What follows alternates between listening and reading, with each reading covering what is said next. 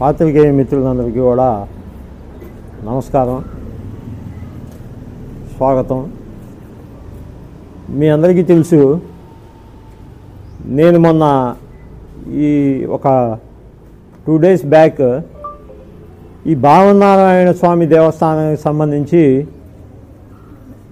పునర్నిర్మాణం కోసం వసూలు చేసినటువంటి విరాళాలకు సంబంధించి వాటి వివరాలు భక్తులకి చెప్పాలి, దాతలకి చెప్పాలి అని చెప్పి నేను ఒక ప్రెస్ నోట్ ఇవ్వడం జరిగింది.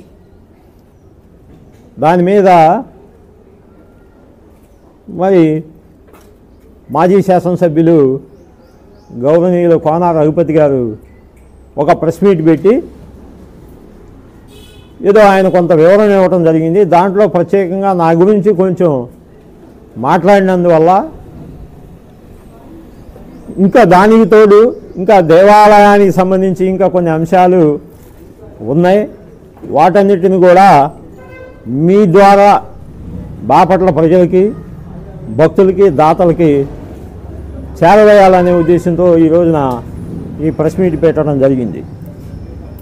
ముఖ్యంగా మొన్న నేను ఇచ్చినటువంటి ప్రెస్ నోట్లో నేను ఎక్కడా కూడా మరి మాజీ శాసనసభ్యులు గౌరవనీయులు రఘుపతి గారి పేరుని నేను ఎక్కడా కూడా ప్రస్తావించలా. ఆయన మీద నేను ఎటువంటి ఎలిగేషన్ చేయలా. లేదు, దాంట్లో నేను ఎవరో దీన్ని ఈ వసూలు చేసినటువంటి వాటిని దుర్వినియోగం చేశారని నేను ఎక్కడ ఏమీ చెప్పలా. నేను దాంట్లో చెప్పింది ఏంటంటే, ఆ కార్యక్రమం అయిపోయి కూడా చాలా కాలమైంది, సంవత్సరాలు గడుస్తూ ఉన్నా కూడా ఇంతవరకు ఎంత వసూలు చేశారు విరాళాలు అనేటువంటిది భక్తులకి, దాతలకి తెలియజేయలేదు. అది నేను గుళ్ళో భావనారాయణ స్వామి దేవస్థానానికి నేను పూజ కోసం వెళ్ళినప్పుడు ఆ పూజకి ఉభయానికి నేను డబ్బులు కట్టేటువంటి క్రమంలో అక్కడ ఈవో గారు ఉన్నాడు. ఇది నాకు ఎప్పటి నుంచో మనసులో ఉంది.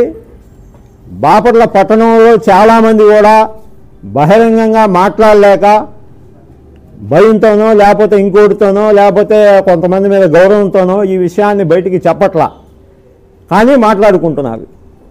ఇది నా మనసులో ఉంది. నేను ఈవో గారు కనపడితే అడిగా, ఏమండి వసూలు చేసినటువంటి విరాళాలకు సంబంధించి ఏంటి లెక్కలు చెప్పరా అని.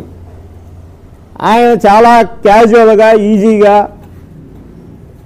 ఆయన మాకేం సంబంధం అండి, వాళ్ళు ప్రైవేట్ కమిటీ వాళ్ళు వసూలు చేసుకున్నారు, నేను అట్లాంటి ఏం పెట్టుకోను, నేనేం లెక్కలు చెప్పాల్సిన అవసరం లేదు అని అన్నారు. నేను వెంటనే ఆయన ఏమడిగానంటే, అదేందండి ప్రైవేట్ కమిటీ వాళ్ళు వసూలు చేస్తే, గుళ్ళో కూర్చొని వసూలు చేస్తే మీరు ఎట్లా ఒప్పుకున్నారు? ఒకవేళ అదే ప్రైవేట్ కమిటీ వాళ్ళని మీరు అనుకుంటే ఆ డబ్బులు మీకు ఎట్లా వచ్చినాయి, మీరు ఎట్లా తీసుకొని ఖర్చు పెట్టారని నేను అడిగితే, అసలు మా సంబంధం లేదండి, మేము ఖర్చు పెట్టలేదు, అదేదో వాళ్ళెవరో మరి ఆర్కియాలజీ డిపార్ట్మెంటో లేకపోతే ఎవరేం చేసుకున్నారో మాకు తెలియదండి అన్నాడు. రామానుజ కూటమికి ఏదో కట్టారని బయట చెప్పుకుంటున్నారండి ఈ భక్తులు ఇచ్చిన, దాతలు ఇచ్చిన డబ్బులతో అంటే, ఆయన అవునండి దీంట్లో నుంచి ఏదో కొంత ఇచ్చారు దానికి అని అన్నాడు ఆయన. సరే, నేను వెంటనే ఇంటికి వచ్చి ఒక ప్రెస్ నోట్ ఇచ్చా. వాస్తవంగా రఘుపతి గారు స్పందిస్తారని, ఆయన స్పందించాల్సిన అవసరం ఉందని నేను అనుకోవాలి. ఆయనకి దీంట్లో ఏం పూర్తి బాధ్యత ఉందని నేను అనుకోవాలి. ఆయన హయాంలో జరిగి ఉండొచ్చు, ఆయన కమిటీ పెట్టి ఉండొచ్చు, చేశారు. ఆ కమిటీ వాళ్ళు ఏమన్నా దీని మీద ఏమన్నా రెస్పాండ్ అవుతారేమో, వీళ్ళేమో దేవస్థానం ఎండోమెంట్స్ మాకు తెలియదు అంటున్నానని చెప్పి నేను ప్రెస్ నోట్ ఇచ్చాను. ఇస్తే దాని మీద రఘుపతి గారు మాట్లాడుతూ ఆయన ఏదో కొంచెం సెటారికల్గా, కొంచెం వ్యంగ్యంగా, లేకపోతే 2-3 రకాలుగా కూడా మాట్లాడారు. దానివల్లే సగం నేను ఈ ప్రెస్ మీట్ మళ్ళీ పెట్టాల్సి వచ్చింది. నేనేదో ఒక రాజకీయ నాయకుడిని కాదని, ఆయన రాజకీయ నాయకుడు కాదు, నాకు తెలిసి ఆయన న్యూట్రల్ పర్సను. నిజమే, నేను రాజకీయ నాయకుడిని అని నేను చెప్పలా. రాజకీయ నాయకులే దేవాలయాల్లోనూ ఎక్కడన్నా జరిగేటువంటి అక్రమాలని ప్రశ్నించాలని ఆయన ఉద్దేశం అయితే నాకైతే తెలియదు. ఆయన ఉద్దేశం అదేనేమో. కానీ నేను ఒక భక్తుడిగా, ఒక దాతగా, మేము కూడా మా కుటుంబం నుంచి 85,000 రూపాయలు ఇచ్చున్నాం. ఒక దాతగా, ఒక భక్తుడిగా, ఒక అడ్వకేట్గా, ఈ బాపట్ల పట్టణ పౌరుడిగా, ఒక హిందూ దేవాలయానికి జరిగినటువంటిది తెలుసుకోవాలనేటువంటి బాధ్యత, ఒక భక్తుడిగా, ఒక దాతగా, ఒక భక్తుడిగా, ఈ బాపట్ల పట్టణ పౌరుడిగా ఒక హిందూ దేవాలయానికి జరిగినటువంటి తెలుసుకోవాలనేటువంటి బాధ్యత, ఒక హిందూ దేవాలయానికి జరిగినటువంటి తెలుసుకోవాలనేటువంటి బాధ్యత, ఒక భక్తుడిగా, ఒక దాతగా, ఒక భక్తుడిగా, నాకుండడం తప్పు కాదని నేను అనుకుంటున్నాను. అంటే ఈ అప్పుడేదో ఒక కమిటీ పెట్టాం, దానికి నేను పూర్తి బాధ్యత తీసుకుంటున్నాను. ఇప్పుడు అవన్నీ కూడా అకౌంట్స్ అన్నీ కూడా మేము ఇప్పుడేదో పుస్తకాలన్నీ ఎక్కడెక్కడ ఉన్నాయి అవన్నీ తెప్పించి, ఆ చైర్మన్ గారు చనిపోయాడు, మేము ఎలక్షన్కి వెళ్ళాము, చైర్మన్ గారు చనిపోయి సంవత్సరం పైన అయిపోయింది, 14 నెలలు అయింది. రఘుపతి గారి అసెంబ్లీ ఎలక్షన్లు అయిపోయి సంవత్సరం అవుతుంది.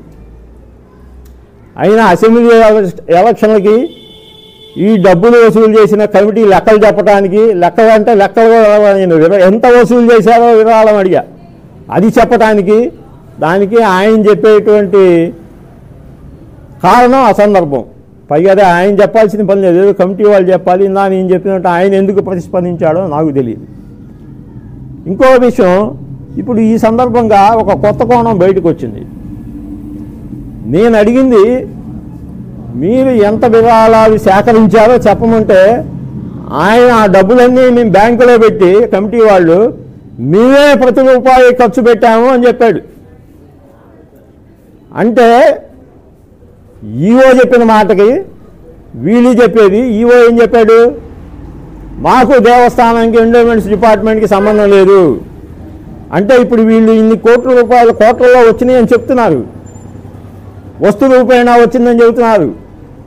ఒక రియల్ ఎస్టేట్ ఓనరు, నేను ఆయన పేరు చెప్పకూడదు, నిన్న కనపడి నేను బంగారు బిస్కెట్ ఇచ్చానని చెప్పాడు, వెండి ఇచ్చామంటున్నారు. వాళ్ళేమో ఎండోమెంట్స్ వాళ్ళేమో మాకు సంబంధం లేదంటున్నారు. ఎవరు ఏదో ప్రైవేట్గా కమిటీ వాళ్ళు వసూలు చేసుకున్నారు, మాకేం సంబంధం లేదంటున్నారు. మరి ఈయన కమిటీ తరఫున బ్యాంకులో పెట్టి మేమే ప్రతి రూపాయి ఖర్చు పెట్టామంటున్నారు. నేను ఈ సందర్భంగా వాళ్ళని అడుగుతా ఉన్నా, అది ఎట్లా సమంజసం, ఎట్లా సాధ్యం? నేను నిన్నటి వరకు కూడా దాతలు ఇచ్చిన విరాళాల సేకరణ ఎంత అని చెప్పమన్నాను, కానీ వాళ్ళు ఎంత ఖర్చు పెట్టారని ఎందుకు అడగలేదు అంటే, వాళ్ళు అంత పెద్ద మొత్తాలు వాళ్ళు స్వయంగా ఒక ఏన్షియంట్ మాన్యుమెంట్ని ఆర్కియాలజికల్ వాళ్ళ స్వాధీనంలో ఉన్నట్టు దానికి అన్ని కోట్ల రూపాయలు వాళ్ళు స్వయంగా ఎట్లా ఖర్చు పెడతారు అనేటువంటిది నేను అడుగుతా ఉన్నా. మీరు ఒక కమిటీగా దాతల దగ్గర నుంచి సేకరించి మేము ఎందుకు ఇచ్చామంటే, ఇదంతా సేకరించి మీరు దేవాలయానికి అప్పచెబుతారు, దేవాలయం వాళ్ళు దీన్ని బాగు చేయడానికో పునర్నిర్మాణంకో ఖర్చు చేస్తారనే ఉద్దేశంతో మేము ఇచ్చాం. అది పద్ధతి కూడా అదే కదా, దానికి ఒక ఎస్టిమేషన్ ఉండాలి, ఎంత అవుతుందో ఒక కార్డు ఉండాలి. అది ఎండోమెంట్స్ డిపార్ట్మెంట్ ప్రభుత్వం అంత డబ్బు ఇవ్వలేదు కాబట్టి దాతలు ఇచ్చి వాళ్ళ ద్వారా మనం చేయించాలి. మీరు ఒక పెద్దగా ఆ రోజున్న శాసనసభ్యుడిగా వాళ్ళ చేత ఆ పని చేయించాలా. ఇవాళ మీరే సొంతంగా దాన్ని, మీరంటే ఆయనంటే కమిటీ, మీరే ఏదో రూపాయి ఖర్చు పెట్టి మీరే రసీదులు రాసుకొని చేశాము అని అంటే, ఇచ్చిన దాతలని ఎండోమెంట్స్ డిపార్ట్మెంట్ వాళ్ళు కానీ గవర్నమెంట్ కానీ ఇవాళ రికగ్నైజ్ చేస్తారా అని నేను అడుగుతున్నా. ఏ విధంగా రికగ్నైజ్ చేస్తారు? ఆ విరాళాలతో మాకు సంబంధం లేదు అని వాళ్ళు చెప్తా ఉంటే, మీరేమో ప్రతి వాళ్ళని 10,000 ఇస్తే ఇక్కడ మీ శిలాఫలకం మీద మీ పేరు వేస్తామని చెప్పి దాతల దగ్గర నుంచి డబ్బులు వసూలు చేశారు. నాకే చెప్పాడు మా సీనియర్ న్యాయవాది కొల్లిమల సత్యనారాయణ గారు, 10,000 పైన ఇచ్చిన వాడి పేర్లు వేస్తామని. మరి ఇవాళ ఎండోమెంట్స్ డిపార్ట్మెంట్ నాకే కాదు, నా దగ్గర సమాచారం ఉంది, అధికారిక సమాచారం ఉంది. సమాచార హక్కు చట్టం కింద అడిగిన వాళ్ళు నాకు ఆ సమాచారం ఇచ్చారు. ఆ విధంగా చందాలు వసూలు చేయడానికి అనుమతులు లేవు, మాకు సంబంధం లేదు అని వాళ్ళు ఇచ్చారు. కాబట్టి మరి మీరు ఈ డబ్బుని ఎండోమెంట్స్కి హ్యాండ్ ఓవర్ చేయకపోవడం అనేది చట్టవిరుద్ధమా, నేరమా కాదా? ఇవాళ మీకు ఖర్చులు చెప్పి ఇంత ఖర్చు చేశామని చెప్పేటువంటి రైట్ మీకు ఎక్కడుంది? మీకంటే నేను ఆయన వ్యక్తిగతంగా కమిటీ తరఫున ఆయన మాట్లాడాడు కాబట్టి కమిటీని అడుగుతా ఉన్నా. లేదు, ఆ కమిటీ బాధ్యత ఆయన తీసుకున్నాడు కాబట్టి ఆయన చెప్పాడు కాబట్టి నేను అడుగుతా ఉన్నా. మరి ఇన్ని 5 లక్షలు 10 లక్షలు బంగారు బిస్కెట్లు కోట్ల రూపాయలు డబ్బులు ఇచ్చిన వాళ్ళకి విదేశాల నుంచి ఇచ్చారు. వాళ్ళ ఎండోమెంట్స్ డిపార్ట్మెంట్ దాతలుగా రికగ్నైజ్ చేయకపోతే ఏమిటి అని నేను అడుగుతా ఉన్నా. చేయమని వాళ్ళు చెప్తున్నారుగా, మాకు సంబంధం లేదని. పైగా ఆయన ఇంకో మాట అంటాడు వెటకారంగా, కొంతమంది భక్తులు గుడి బాగుపడితే చాలని ఇచ్చారు, కొంతమంది పేర్ల కోసం ఇచ్చారు అని. అదేంటండి, తప్పు కదా అది? మేము భక్తుల్ని పేరు కోసం ఇచ్చినా అంతా భక్తితోనే ఇచ్చారు. కొంతమంది మా పేరు అక్కడ ఉంటే బాగుంటుంది అనుకుంటారు, అది తప్పేం కాదే. ఇవాళ రఘుపతి గారు చేసిన కార్యక్రమాలన్నీ ఆయన పేరు కోసం కాక, పేరుతో సంబంధం లేకుండా ఆయనే ఒక్కడే భక్తితో చేసినట్టు 10 రూపాయలు ఇచ్చిన వాళ్ళందరూ, లేకపోతే ఇంకోటి చేసిన వాళ్ళంతా ఏదో పేరు కోసం చేశారని మాట్లాడేటువంటి విధానం అనేటువంటిది అది సమంజసం కాదని నా అభిప్రాయం. ఆయన కూడా విజ్ఞత కలిగిన వ్యక్తి, రాజకీయాల్లో ఉన్నారు, ఆయన అంటే నాకు గౌరవం ఉంది, కానీ ఆయన అట్లా మాట్లాడటం బాధాకరం. పిటిషన్ అక్కడి నుంచి ఫార్వర్డ్ అయ్యి కలెక్టర్ దగ్గర పెండింగ్లో ఉంది అనేటువంటిది నాకు అధికారి చెప్పాడు. వాళ్ళు కాదు అని డినై చేస్తే ఆ అధికారి ఎవరు చెప్పాడో కూడా పేరు చెబుతాను నేను, ఇప్పుడే అనవసరం అని నేను ఆగుతున్నాను. ఆ కలెక్టర్ దగ్గర పెండింగ్లో ఉన్న పిటిషన్ ఎంక్వైరీ జరగకుండా ఆపుతుంది ఎవరు?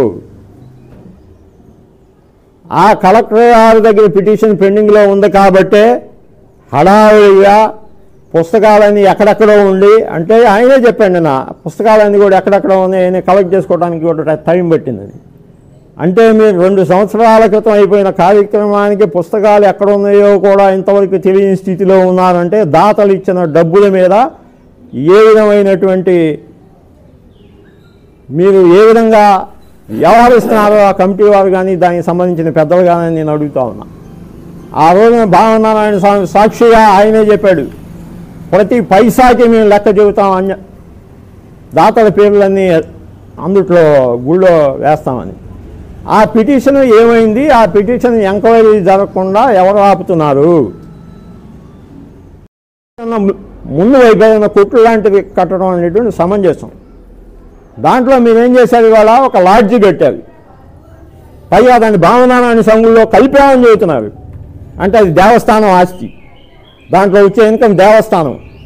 లాడ్జీల్లో మాంసం తినేవాళ్ళు, మద్యం తాగేవాళ్ళు, లేకపోతే ఎవరన్నా సంసారాలు వచ్చి ఉండేటువంటి వాళ్ళు దేవస్థానానికి సంబంధించిన దాంట్లో ఇటువంటి కార్యక్రమాల మీద మీరు ఆదాయం వస్తుందని చెప్పటం అనేటువంటిది అది ఎంతమటికి సమంజసం అని చెప్పి నేను అడుగుతా ఉన్నా.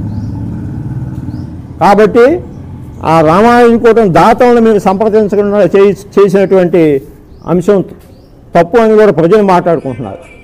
రెండోది, సమాచార హక్కు చట్టం కింద మన దేవాదాయ శాఖ వాళ్ళని అడిగితే వారు భావనారాయణ స్వామి గుడి, శివాలయం, తూర్పు సత్రం, రామాయణ కూటమి వీటన్నిటికి సంబంధించి 2020-24 మధ్య ఆదాయానికి సంబంధించి మా దగ్గర ఎటువంటి సమాచారం లేదు అని చెప్పారు.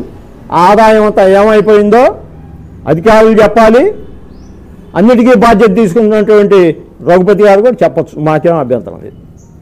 వీటితో పాటు మరి ఇది జరగకూడదు, రద్దవ్వాలనేటువంటిది మా డిమాండ్. ఇప్పుడు నిన్న ఒక పేపర్లో వచ్చింది, నాకు ఒక వాట్సాప్లో పెట్టారు, ప్రస్తుతం ఇంకో కమిటీని వేసి భావనారాయణ సంఘుల్లో అభివృద్ధి కమిటీనో ఉత్సవ కమిటీనో అని పెట్టి చాలామంది దగ్గర 10,000, 20,000, 25,000, 30,000 కూడా వసూలు చేసినటువంటి వాళ్ళు నాకు చెప్పారు. దేనికి వసూలు చేస్తున్నారు ఇవి? ఈ రకంగా వసూలు చేయటం సమంజసమేనా? అసలు ఆ కమిటీకి ఏమైనా ఆథరైజేషన్ ఉందా? పోనీ ఈ విషయం అన్నా ఈఓ గారికి తెలుసా? దీని మీద అన్నా ఈఓ గారు స్పందిస్తారా? ఈ వసూలు చేసేటువంటి కమిటీలు ఇవన్నీ కూడా మరి ప్రస్తుతం ఉన్నటువంటి నాయకులకి ఎవరికన్నా తెలుసా, తెలీదా? పోనీ పేపర్లో వచ్చిన దాని మీద అన్నా విచారించి దాని మీద ఏమైనా చర్యలు తీసుకుంటారని చెప్పి నేను అడుగుతా ఉన్నా. ఈ విధంగా ఎవరి కాళ్ళు, ఎవరి హయాంలో వాళ్ళు ఎవరికి తోచినట్టుగా వాళ్ళు కమిటీలు వేసుకొని ఈ దేవాలయాల్లో డబ్బులు వసూలు చేసుకునే విధానాన్ని నేను బాపట్ల భక్తుల తరఫున నేను ఖండిస్తూ ఉన్నాను. వాటిని ఆపేయాలి. వాటి మీద చర్య తీసుకోవాలి. వీటన్నిటి మీద కూడా ఇప్పుడు నేను చెప్పిన అంశాలన్నిటి మీద కూడా సేకరించిన నిధులు వాడకం మీద, గుళ్ళో జరిగిన పనుల్లో ఇందాక నేను చెప్పినట్టు అంశాలు, వస్తువుల గురించి, ఇప్పుడు ఏర్పాటై కమిటీలు డబ్బులు వసూలు చేసినట్టు అంశాల గురించి, వీటన్నిటి మీద కూడా సమగ్రమైన విచారణ జరగాలని డిమాండ్ చేస్తూ ఉన్నాం. అది కానీ జరగకపోతే తప్పకుండా మా దగ్గర ఉన్న సమాచార హక్కు చట్టం ప్రకారం ఇంకా మేము గవర్నమెంట్ ఆఫ్ ఇండియా నుంచి, ఆర్కియాలజికల్ డిపార్ట్మెంట్ నుంచి మేము సేకరించేటువంటి